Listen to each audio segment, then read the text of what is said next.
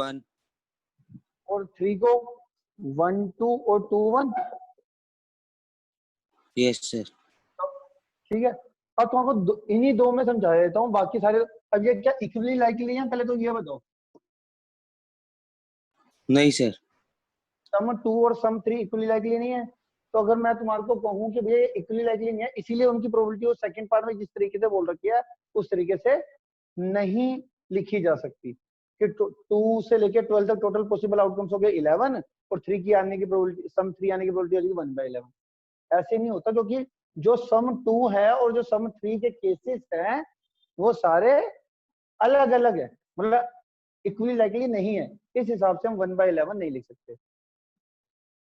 ठीक है, अगर जो ये 2 3 4 5 अप टू सम 2 सम 3 को जो केस हैं अगर सेम केस फेवर कर रहे होते तो हम लिख सकते हैं, अगर इक्वली लाइकली हैं तब लिख सकते हैं, इक्वली लाइकली में होता है। ठीक है सर इस क्वेश्चन में इसने पूछा कि आर्ग्यू क्या करते कि 2 3 4 5 ये 1/11 बना रहे हैं।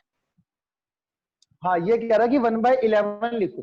जैसे मैं आपको क्वेश्चन दिखाता हूँ, अगर चलो तुमने पहले ये फिल करा इसको, 3 को 3 के केस, 4 के केस, 5 के केस, ये फिल करा तुमने?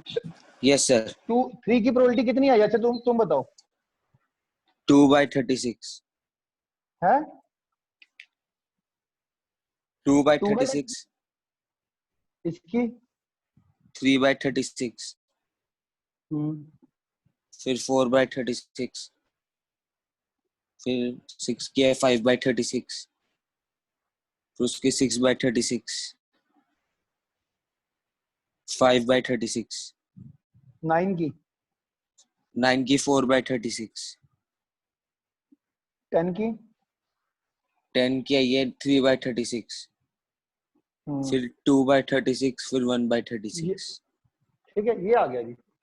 अब मैं ये कह रहा हूँ, देखो अगर आपको वैसा तक रखो तो सम 2 को फेवर करने वाला एक केस तो आपने लिखा 1/36, सम 3 को फेवरेबल केस है आपके 2 तो 2/30, सम 4 को फेवरेबल केस है 3 तो 3/36। तो ये तो हो गया हमारे को निकालने का तरीका। अब क्वेश्चन पार्ट 2 में कह रहा है कि ये सम 2, देखो total possible outcome of sum on the 2 dice वो बनते हैं ये कि 2 डाइस थ्रो करे तो सम कहां से लेके कहां तक आ सकता है? 2 से लेके 12 तक, 2 से लेके 12 तक सम आ सकता है। ठीक है, तो टोटल केस कितने हो गए? 11। अब ये कह रहा है कि जैसे मान लेते हैं कि सम 2 की प्रोबेबिलिटी 1/11 होनी चाहिए, सम 3 की प्रोबेबिलिटी 1/11 होनी चाहिए, सम 4 की प्रोबेबिलिटी 1/11 होनी चाहिए। तो वो ये कह रहा है कि ये सही है कि गलत है कि हाँ भाई प्रोबेबिलिटी हर एक की, सम 2 की भी 1/11, सम 3 की भी 1/11, सम 4 की भी 1/11, सबकी 1/11 ही होनी चाहिए। अच्छा ठीक है सर। अब हम कहते हैं कि सम 2 को केस अलग फेवर कर रहे हैं, सम 3 को अलग, सम 4 को अलग, सम 2 को फेवरेबल केसेस जो हैं वो डिफरेंट है सम 3 से, सम 4 से, सम 5 से। तो प्रोबेबिलिटी इक्वल कैसे हो सकती है? सम 2 को फेवरेबल केस कर, अभी आपने बताया ना सम 2 को तो फेवरेबल केस है 1 1, सम 3 को फेवरेबल केस है 2। तो जब फेवरेबल केसेस अलग हैं तो प्रोबेबिलिटी 1/11, सबकी प्रोबेबिलिटी 1/11 कैसे होगी? ठीक है सर, तो हम ये लिख देंगे दिस स्टेटमेंट इज रॉन्ग क्योंकि इक्वली लाइकली नहीं है।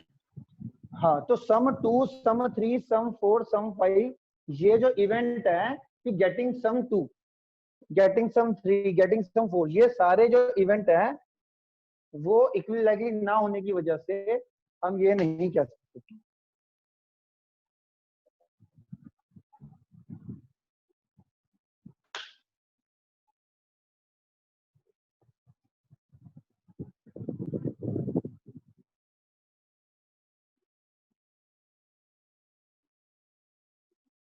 ठीक है जी, सर एक लास्ट क्वेश्चन और करा दो इस एक्सरसाइज का। लास्ट क्वेश्चन करना ही नहीं है, 24th ओके क्वेश्चन करो सर। सबसे पहले।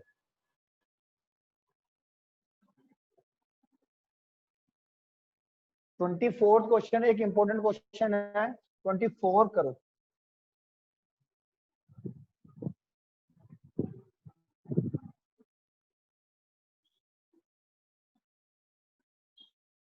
सर इधर टाइम का मतलब क्या है? टाइम का मतलब होता है कि देखो, चलो पहले क्वेश्चन के अकॉर्डिंग इधर टाइम का क्या मतलब है। die is thrown twice. A die is thrown twice. What is the probability that 5 will come up again? और सर आपकी आवाज कट कट के आ रही है। सबको कट कट के आ रही है। Yes sir. यस नहीं सर। सर ठीक आ रही है। सर कट कट यस के आ रही सर। है। यस चलो सर। कोई बात। अरे die is thrown twice. What is the probability that will come up either time? और दूसरा part will come up least once. 24 का फर्स्ट पार्ट देखते हैं पहले। 2 डाइस थ्रो करी, क्या है? सर आवाज भी कट कट के आ रही है और स्क्रीन तो पूरी यस ब्लैंक आ सर। रही है। सर ब्लर हो रही है बार बार और बीच में काली हो जाती है पूरी।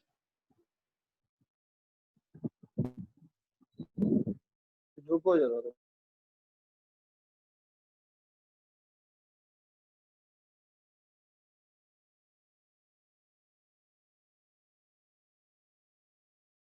सर आपकी स्क्रीन के वहां पे ना रेड सिग्नल आ रहा है।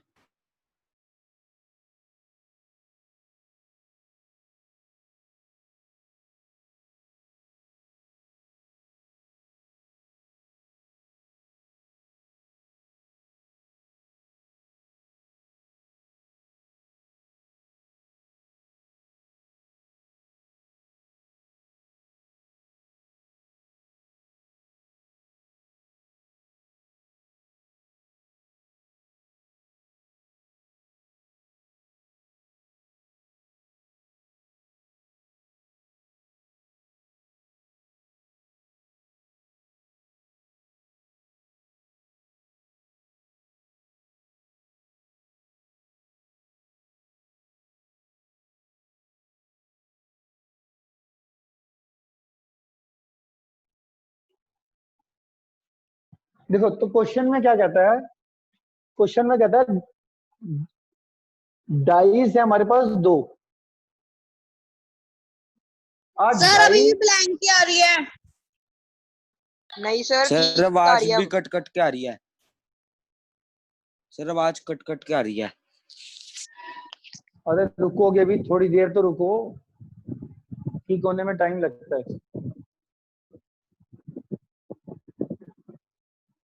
क्या कहता है क्वेश्चन, एक डाई को हमने 2 बार उछाला। एक डाई को कितनी बार उछाला? 2 बार।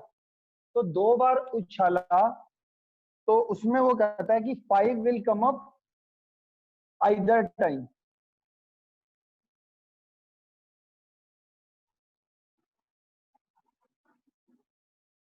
दो डाई थ्रो करे, 5 will come up either time का मतलब क्या है? 5 जो है, एक डाई में जो 5 होता है ना, डाई थ्रो करी 5 मिनिमम एक बार किसी ना किसी डाई में आया। 5 will come up either time मतलब किसी ना किसी में एक में 5 आया। ठीक है, 5 will come up either time. Either time का मतलब किसी एक में आना, किसी एक में आना, दोनों में सर नहीं, किसी एक में। डाइस में 5 आया है। हाँ मतलब या तो इसमें आया तो इसमें आया, इसकी प्रोबेबिलिटी निकाल दो। तो वैसे अगर मैं पूछूं, एक डाई थ्रो करते हैं, ई getting 5 when a die throw once, when a die throw once। 1/30 1/6। ठीक है, तो इसकी प्रोबेबिलिटी कितनी होगी वैसे? 1/6। अगर एक बार में अगर थ्रो करूं डाई तो 5 के आने की प्रोबेबिलिटी कितनी होती है? 1/6। तो ना आने की क्या होगी? 5/6। 5 के आने की प्रोबेबिलिटी 1/6, ना आने की 5/6। ठीक है, अब क्वेश्चन के according 5 will come up either time. Sir Five थोड़ा will जूम come कर up. दो। सर ब्लर आ रहा है। नहीं सर ठीक आ रहा है बिल्कुल। अब ठीक है। सर वो ना बीच बीच में ब्लर हो जाती है फिर ठीक हो जाती है। बेटा वो नेट इश्यू थोड़ा थोड़ा चलता रहेगा, थोड़ा मैनेज सर करो। वैसे अभी स्क्रीन ही ना ब्लैंक आ रही है। तू भाई दोबारा ज्वाइन कर। Okay sir.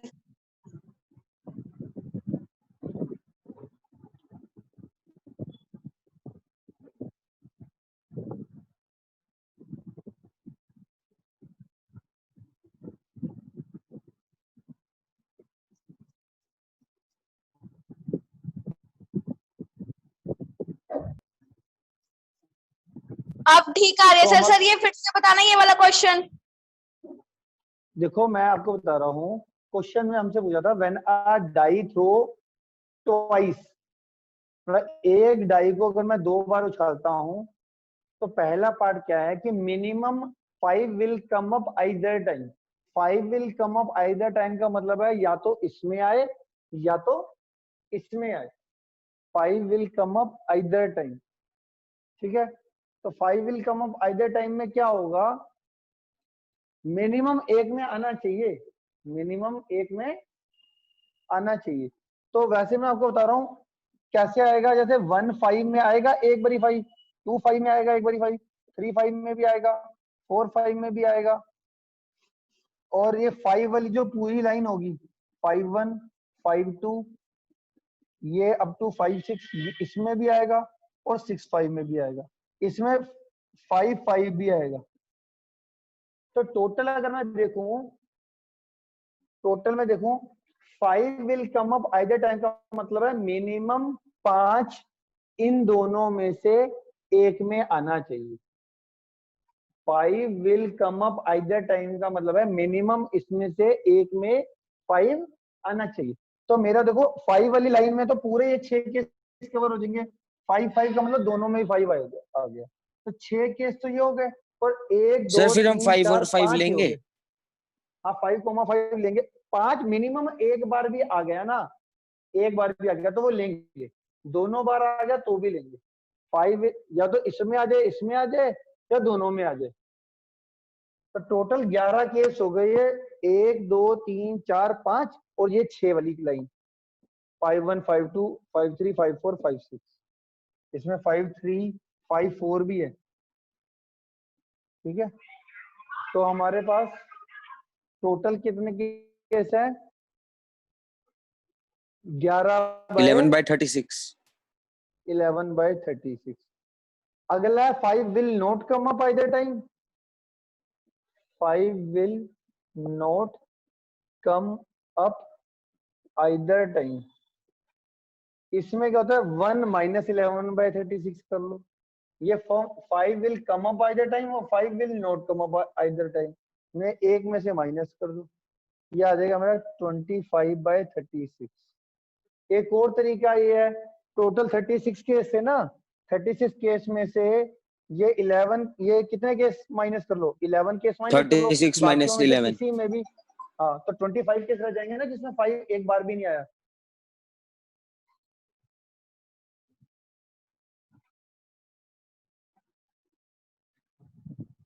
ठीक है।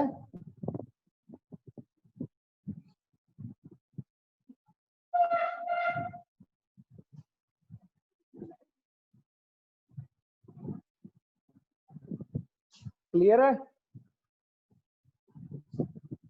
सर एक बार फिर से समझाना। क्या समझाना है बेटा ये बताओ, पूरा क्वेश्चन की क्या। सर पूरा क्वेश्चन। पूरे क्वेश्चन में देखो, पहले क्वेश्चन देख लो। क्वेश्चन में एकदम नीचे देखो, एकदम नीचे कह रहा a die thrown twice, what is the probability that 5 will come up either time and 5 will come up at least once. 5 will not come up either time. ओहो यार, एक मिनट रुको जरा। थोड़ा सा गड़बड़ होगा। जो हमारा ये 5 विल, ओहो यार, क्वेश्चन तो यही है, मैं आपको बताता हूँ क्या है।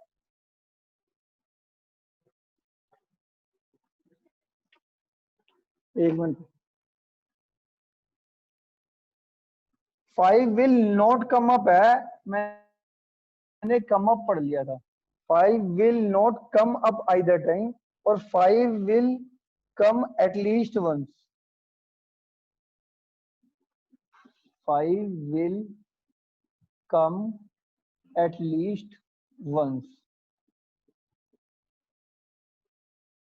ये दो पार्ट है। 5 will not come up either time और 5 will come up at least once.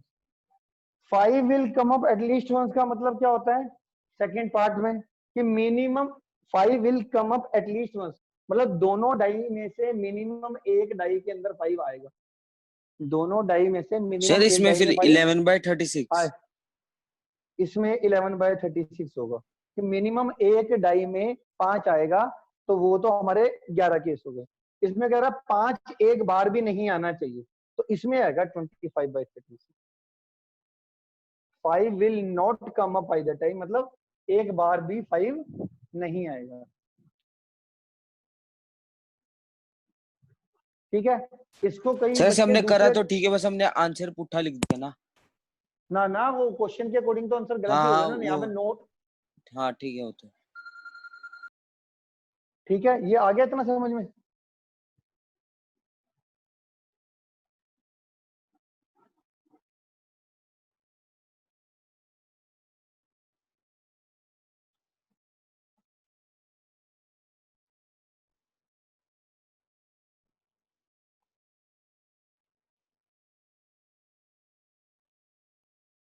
Fifteen 15.2 optional देखो।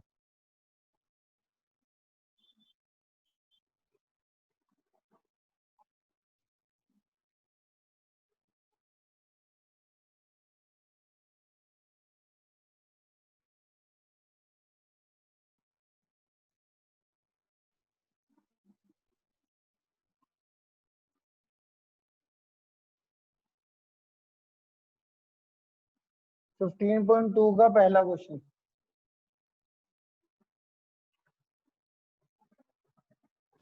सर मैं 26 नहीं करना। 26 कौन सा क्वेश्चन है? 25 25 तक ही तो है। 25 सॉरी। 25 नहीं करना।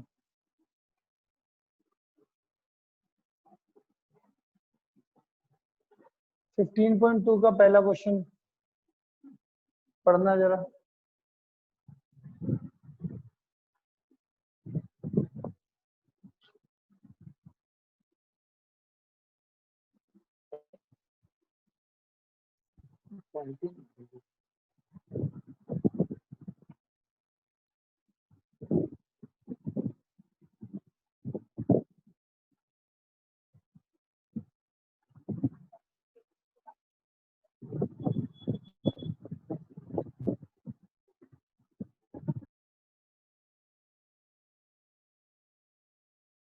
सर इस एक्सरसाइज के बस 24 क्वेश्चन करने हैं।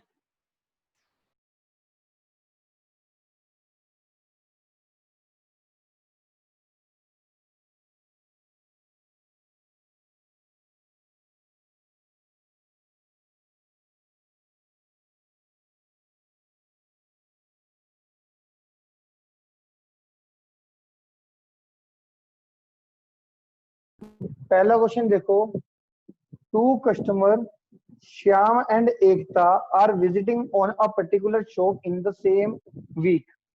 वीक बोल रखा है, ट्यूसडे टू सैटरडे काउंट करना है। Each is equally likely to visit the shop on any day as on another day. What is the probability that both will visit on the shop on the same day, consecutive day and different day? Probability निकालनी है कि same day पे visit करें अगर दोनों, तो क्या probability है, कॉन्जिक्यूटिव डे पे और डिफरेंट डे पे। पहले तो एक्सपेरिमेंट समझते हैं कि क्वेश्चन क्या है वो समझते हैं। क्वेश्चन कह रहा है कि दो बंदे हैं श्याम और एकता। श्याम और एकता दो बंदे हैं, तो when when a Shyam and Ekta visit on a particular shop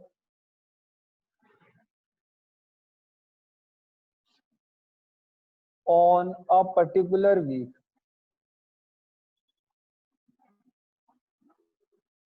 then total possible outcomes are total sir camera right में कर दो और ऊपर भी कर देना। possible outcomes are क्यों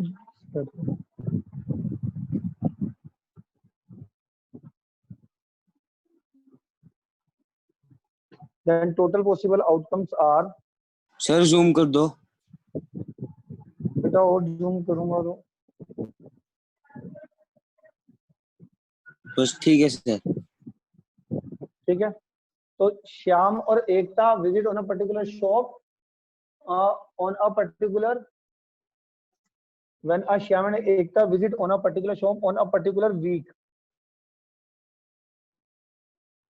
then total possible outcomes are क्या हो सकता है? वीक कहां से कहां तक लेने को क्या रखा है इसने? ट्यूसडे टू सैटरडे,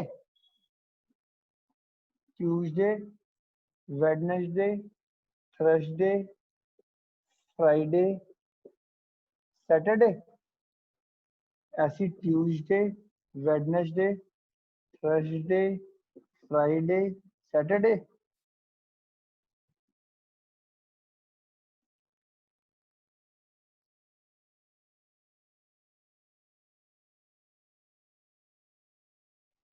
तो क्या आएगा? श्याम और ये ले लेते हैं एकता के विजिटिंग डेज। ये श्याम के एकता विजिटिंग डे, ये श्याम के और ये एकता के। तो क्या बन सकता है? ऐसा हो सकता है कि श्याम भी ट्यूसडे को विजिट कर गया और एकता भी ट्यूसडे को। तो ये आ जाएगा ट्यूसडे ट्यूसडे। ये कितना आ जाएगा? Tuesday Wednesday. ये कितना आ जाएगा? Tuesday Thursday, Tuesday Thursday. ये आ जाएगा ट्यूसडे फ्राइडे, ट्यूसडे फ्राइडे। और ये आ जाएगा ट्यूसडे और सैटरडे। ऐसी ये कौन सा आ जाएगा? वेडनेसडे ट्यूसडे, ये Wednesday Wednesday Wednesday Thursday, Wednesday Friday, Wednesday Saturday. ऐसी ये कौन सा आएगा अगला? साथ के साथ लिखते जाओ। Thursday Tuesday, Thursday Wednesday, Thursday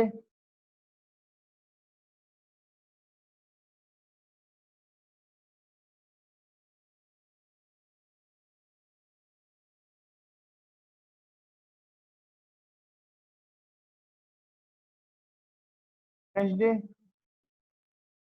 Friday Friday. Mic mute होगा। म्यूट करा क्या? म्यूट है क्या? हाँ है। Saturday Tuesday, Saturday Wednesday, Saturday Thursday, Saturday Friday और सैटरडे सैटरडे। ये आ गया जी। ये टोटल पॉसिबल आउटकम हो गए। अब इसको मैंने कैसे बना रखा है कि भैया ये है श्याम वाले और ये है एकता वाले। ये श्याम और ये एकता। तो हम कैसे लिखना है? ट्यूसडे ट्यूसडे, पहले ये लिखना है, देन ये लिखना है, फिर ये फिर ये फिर ये फिर ये फिर ये फिर ये फिर ये फिर ये 5 के थ्रू। ऐसे Wednesday Tuesday, Wednesday Wednesday, Wednesday Thursday, Wednesday Friday, Wednesday Saturday. ऐसे थर्सडे ट्यूसडे, सर एक बार फ्राइडे क्वेश्चन में वेडनेसडे। बता दो क्या बोला है। बता रहा हूँ, ये बनाना आ गया। Yes sir. अब क्वेश्चन कहता है, क्वेश्चन हमारे को कह रहा है कि हमारे श्याम और एकता ये दो बंदे हैं अलग अलग। तो वो कहता है कि श्याम और एकता एक ही वीक के अंदर विजिट करेंगे किसी एक शॉप पे, किसी भी एक शॉप पे। तो किस किस तरीके से किस किस डेज वो विजिट कर सकते हैं। तो मैंने बनाया ये 25 केस बन गए जिसमें श्याम और एकता विजिट कर सकते हैं उसी सेम वीक में। तो वीक का मतलब क्या हुआ, ट्यूसडे टू सैटरडे उन्होंने बोल रखा है, week, Tuesday to Saturday week बोल रखा है। तो ये 25 केसेस बनेंगे, 25 केसेस। तो टोटल नंबर ऑफ केसेस कितने हो गए, वो कितने हो गए 25। अब हमसे देखो क्वेश्चन में क्या पूछ रहा था वो देखते हैं। क्वेश्चन में सबसे पहला क्वेश्चन था कि सेम डे पे ही विजिट करेंगे। तो तुम इस टोटल 25 केसेस में देखो सेम डे पे विजिट करने का मतलब क्या हुआ कि श्याम भी ट्यूसडे को विजिट कर रहा है और एकता भी, तो ट्यूसडे को विजिट कर सकते हैं, या वेडनेसडे को, या थर्सडे को, या 5/25। फ्राइडे 5/25। तो probability visit on same day वो कितनी हो रही है 5/25।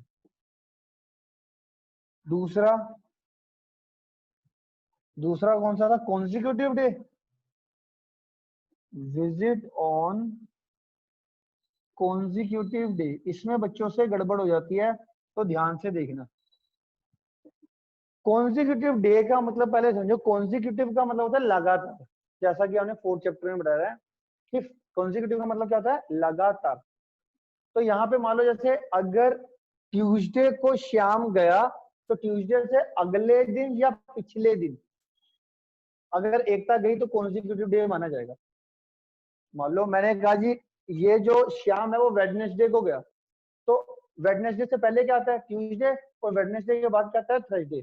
तो अगर ट्यूसडे या वेडनेसडे को अगर श्याम गया वेडनेसडे को, श्याम गया किसको, वेडनेसडे को, तो एकता अगर जाएगी ट्यूसडे को या फिर थर्सडे को, तो वो उनका कॉन्जिक्यूटिव डे माना जाएगा विजिट का। ट्यूसडे वेडनेसडे भी लगातार आते हैं दिन, और वेडनेसडे थर्सडे भी आते हैं लगातार दिन। तो कॉन्जिक्यूटिव डे का हमारा, कॉन्जिक्यूटिव डे से हमारा मतलब है कि दोनों लगातार दिन विजिट करने गए, एक ट्यूसडे चला गया, एक वेडनेसडे चला गया, एक वेडनेसडे चला गया, अगला थर्सडे चला गया। तो उसमें देखो कौन से केस होते हैं, एक तो ये हो गया देखो Tuesday Wednesday, Wednesday Thursday, Thursday Friday और फ्राइडे सैटरडे। और जो ये 4 केस हैं इसमें जो आगे वाला है वो श्याम वाला है और पीछे वाला एकता। इस ट्यूसडे वेडनेसडे का मतलब क्या है, श्याम ट्यूसडे को गया और वेडनेसडे को एकता गई। इधर वेडनेसडे को श्याम, पहले वाला श्याम विजिटिंग डे है, दूसरे वाला एकता विजिटिंग डे।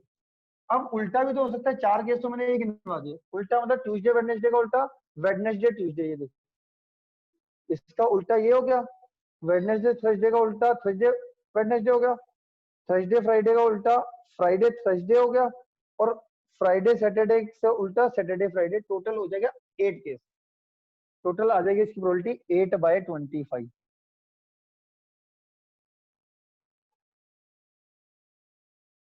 ठीक है। और थर्ड पार्ट है हमारा कौन सा है, visit on different day, visit on different day. वो बताओ कैसे आएगा। टोटल 25 केसेस में सेम डे वाले केस हटा दो। सेम डे वाले कितने थे 5, तो 25 में से 5 केस हटा दो, बाकी जो बचे हुए केस हैं 25 में से 5, 20 जो केस होंगे वो डिफरेंट डेज वाले होंगे। समझ में आया क्या बोला सर क्या बोल रहे हो, श्याम और एकता डिफरेंट डे पे विजिट करेंगे। डिफरेंट डे का मतलब क्या होता है, ये अगर श्याम ट्यूसडे को गया तो एकता ट्यूसडे को छोड़ के जितने मर्जी दिन चले जाए। तो डिफरेंट डेज में क्या होगा, अब ये जो 25 केसेस है इसमें सेम डे वाले जो विजिट करे थे वो वाले केस हटा लो, सेम डे पे जो विजिट करे थे। तो 25 में से 5 डेज हैं जो सेम डे पे विजिट करा था। तो 25 में से 5 गए 20 केस हो गए जिसमें डिफरेंट डेज पे उसने विजिट करा था। तो इसकी प्रोबेबिलिटी आ जाएगी 20/25। फॉर्मूला सब में लिखना है, favourable number of cases upon total number of cases, favourable number of cases upon total number of cases. Sir एक बार कॉन्जिक्यूटिव वाला कंसेप्ट दोबारा समझा दो। कॉन्जिक्यूटिव का मतलब होता है लगातार। जैसे मैं तुमसे पूछूं कॉन्जिक्यूटिव डे में कौन से डे होता है, एग्जांपल दो, तो आप बोलोगे संडे मंडे, संडे के बाद मंडे आता है, या सैटरडे संडे बोल दो। जो भी दो लगातार डेज होते हैं उनको कॉन्जिक्यूटिव डेज बोला जाता है, कोई भी दो लगातार। अब क्वेश्चन अगर श्याम और एकता विजिट करती हैं कौन से कॉन्जिक्यूटिव डेज पे, तो इसका क्या मतलब होता है? इसका मतलब सिंपल सी बात है कि दोनों एक दिन के जो भी बंदा एक दिन विजिट कर रहा है उससे पहले या उसके बाद हमारा अगला बंदा विजिट करना चाहिए। तो जैसे मैंने इसमें एग्जांपल दिया, ट्यूसडे के बाद श्याम ट्यूसडे गया, एकता वेडनेसडे को गई, तो ये हमारा कॉन्जिक्यूटिव वाला केस हो गया ना। ये भी consecutive, Wednesday Thursday, Thursday Friday, Friday Saturday, और इनका उल्टा, इसका उल्टा ये है, इसका उल्टा, ठीक है, इसका उल्टा ये है, इसका उल्टा ये है, और इसका उल्टा ये। 8/22 रिज्वाइन करा लो। आगे समझ में ना ये वाला केस, ये समझ में आ गया आपको सारे बच्चों को क्वेश्चन? Yes sir.